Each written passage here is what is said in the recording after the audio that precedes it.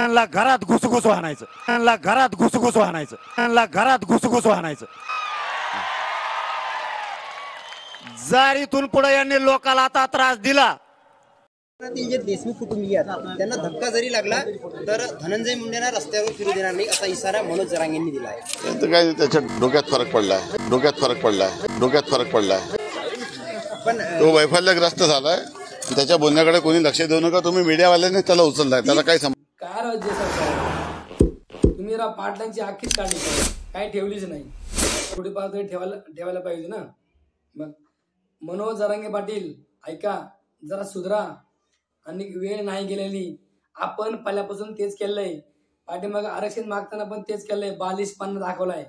बालिशपणामुळे आपण कोणत्या लेवलला होतो आणि कुठं आलो हे तुम्हाला चांगलं माहिती आहे. तुम्हाला सांगायची काही गरज नाही. बालिशपणामुळं आपल्याला किती संख्या होती आणि आता किती कमी झाली आहे. बालिशपणामुळं आपल्याला आरक्षण भेटलं नाही, लक्षात ठेवा. बालिशपणा म्हणजे कुठं तुम्ही वापरला तुम्हाला सांगतो बरोबर. आरक्षण मागताना सरकारकडे हट्ट करावा लागतो की मला हे पाहिजे, त्याच्याशिवाय मी जेवत नाही, काही खात नाही, पाणी पित नाही. पण तुम्ही तिथंही बालिशपणा दाखवला. का दाखवला? शिव्या दिल्या सरकारला.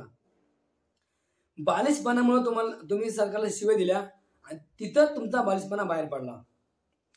तेव्हापासून कमीत कमी 50 ते 60% लोक तुमच्या मागे यायचे कमी झाले शिव्या दिल्या तेव्हापासून.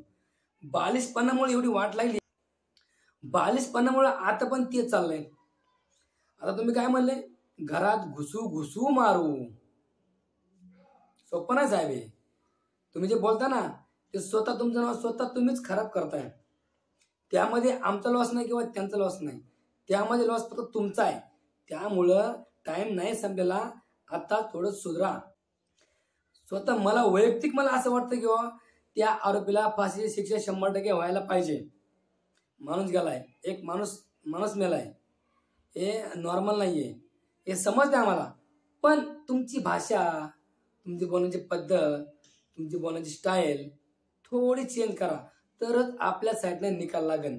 नाहीतर आपल्या साईडने निकाल लागणार नाही. लढा, तुम्ही लढा, कायद्यानं लढा, अभ्यासानं लढा, लढून जिंका, कायद्यानं लढून जिंका. पण असं शिव्या देऊन, रस्त्यानं मारीन, घरात घुसून मारीन असं जर बोलले ना तर आपल्या साईडनं निकाल कधीही लागणार नाही. लक्षात ठेवा. टाइम गेला नाही, टाइम संपलेला नाही. सुधरा, जरा सुधरा. जे देशमुख कुटुंबीय आहेत त्यांना धक्का जरी लागला तर धनंजय मुंडेंना रस्त्यावर फिरू देणार नाही असा इशारा मनोज जरांगेंनी दिला आहे. तर काय त्याच्या डोक्यात फरक पडलाय. पण तो वैफल्यग्रस्त झालाय. त्याच्या बोलण्याकडे कोणी लक्ष देऊ नका. तुम्ही मीडियावाल्यांनी त्याला उचललाय. त्याला काय